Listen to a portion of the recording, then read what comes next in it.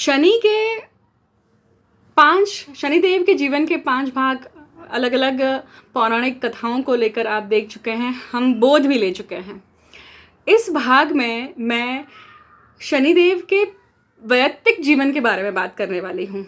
उसके पहले जैसे मैं हमेशा अनाउंसमेंट करती आई हूँ, मैं पुनः आप सभी से शेयर करना चाहती हूँ कि मैं अपनी पहली पुस्तक का लिखान कर रही हूँ। अभी भी कार्य जारी है, पुस्तक अभी कंप्लीट नहीं हुई है, परंतु हर बार आपको बताती हूँ ताकि जब भी ये पुस्तक प्रकाशित हो आप सभी उस पुस्तक को भरपूर प्रतिसाद दें और मेरे इस कार्य को सफलता दें। अब मैं बात करने वाली हूँ कि इस वीडियो में, शनिदेव के इस वीडियो में हम उनके वैयक्तिक जीवन के बारे में बात करने वाले हैं। शनिदेव का जीवन जो था वो बहुत ही दुखमय था। जन्म लेते ही उन्हें अपने ही पिता से ग्रहण योग या श्रापित योग मिला। अपनी बहुत लंबे समय तक वो अकेले रहे, गुफा में रहे, अपनी सिर्फ माता के साथ उनका संबंध रहा, किसी और से मिलते जुलते नहीं थे, मौन होकर पूरी सृष्टि को देखते थे, वन में रहते थे, इसलिए वन में सब संचालन कैसे होता है, मौन दृष्टि से वो सारी चीज़ें ग्रहण करते रहे। इसका एक कारण था। देखिए, शनि के कंधों पर इतना बड़ा कार्यभार त्रिदेवों ने सौंपा था कि अगर वो महलों के सुख समृद्धि में रहते तो उन्हें वो कार्यभार या उन सब चीज़ों की उनको वैल्यू ही नहीं होती, या सृष्टि के संचालन को कैसे समझाया जाए, बारकाई जो होती है, बारीक चीज़ें जो होती है वो कैसे समझी जाए, कैसे ग्रहण करी जाए, तो सृष्टि के बीच में ही रहकर हो सकती है, वन में रहकर ही हो सकती है, खुले आकाश के नीचे ही हो सकती है। इसलिए उनका जीवन इस तरह से था। अब इस वीडियो में हम क्या समझने की कोशिश कर रहे हैं, जैसा कि माता को पिता ने ही क्या कहा कि तुम चरित्रहीन हो, इतना कुरूप लड़का मेरा नहीं हो सकता, इतना कुरूप बच्चा मेरा नहीं हो सकता। ये शब्द सुनने के बाद भी छाया जो थी, मतलब शनि की माता, वो शनि की परवरिश में कभी भी उन्होंने कमी नहीं आने दी। बहुत अच्छे संस्कारों के साथ उन्होंने शनि को बड़ा किया था। और एक समय आने के बाद में अपने आप को उन्होंने सैक्रिफाइस कर दिया, बलिदान दे दिया। क्यों? क्योंकि वो जान चुकी थी कि वो शनि की कमज़ोरी है, और कोई भी कमज़ोरी शनि के मंतव्य पर, शनि के एम्बिशन में आड़ी नहीं आने चाहिए, इसलिए उन्होंने अपना बलिदान किया।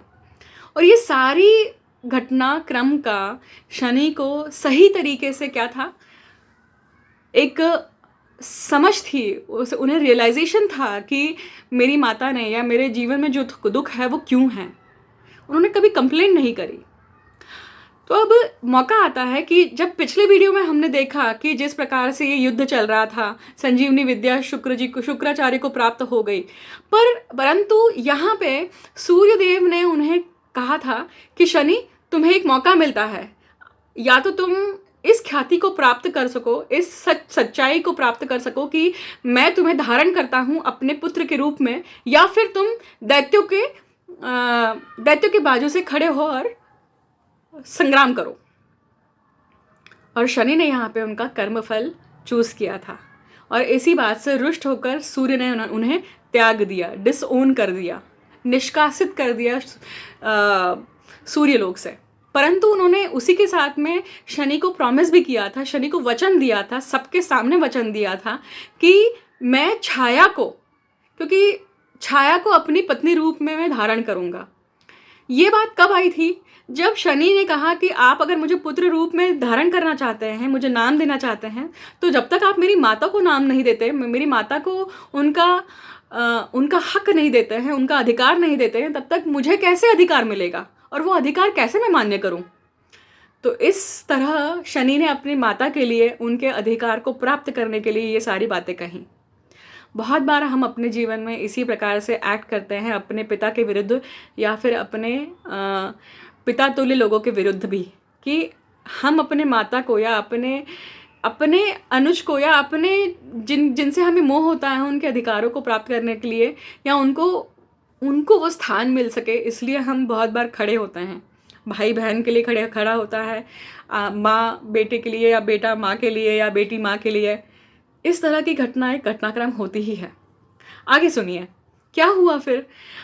अब सूर्य ने शनि को जो है वो निष्कासित तो कर दिया, परंतु जब उनके सूर्यलोक में जब इस विधि का समारोह था और समारोह चल रहा था, तो बृहस्पति ने कहा कि मुहूर्त निकला जा रहा है, आप जल्द से जल्द अपनी पूजा संपन्न करिए।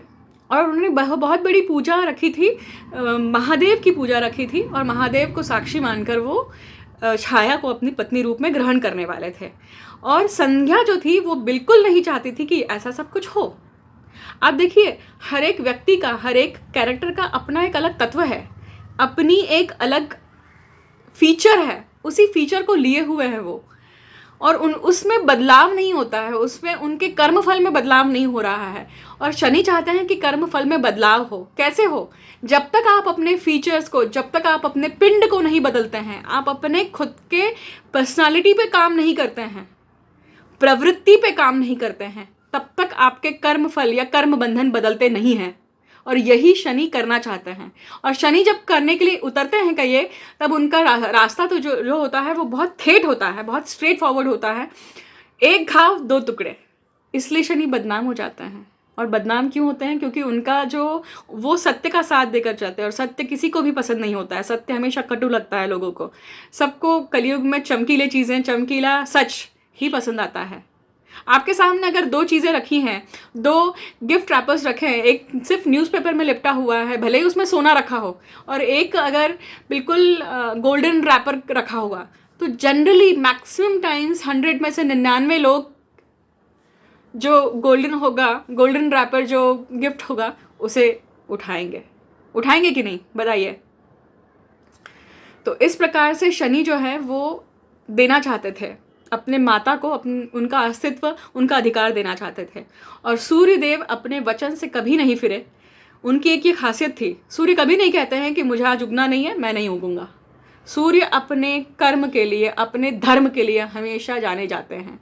तो सूर्य ने अपना वचन पूर्ण किया, और शनि को दिया हुआ वचन सबके सामने, पूरी सृष्टि के सामने जो वचन दिया था कि मैं छाया को अपनी पत्नी रूप में स्वीकारता हूँ, और उन्होंने स्वीकार किया।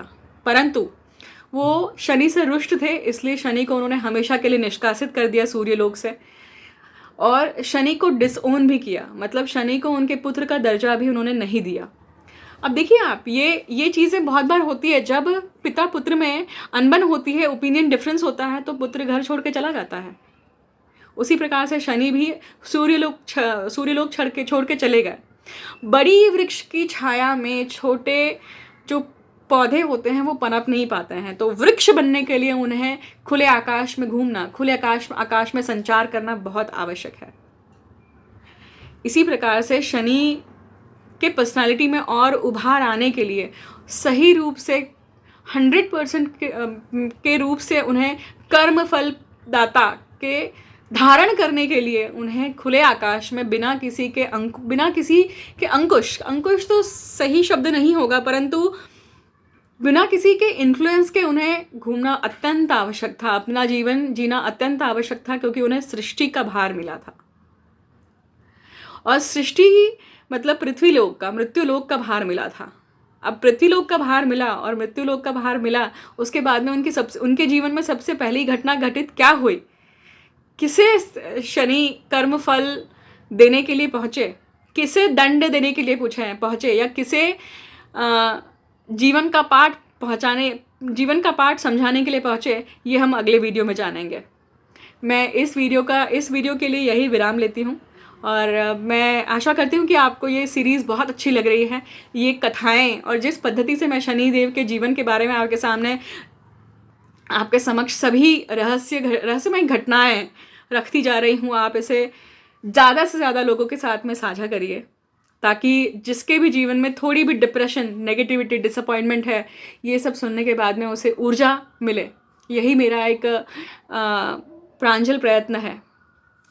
आप सभी को नमस्कार। अगले वीडियो में मैं इस बारे में बात करूँगी कि पृथ्वीलोक में पहुँचने पर पहली घटना क्या हुई थी। Thank you so much.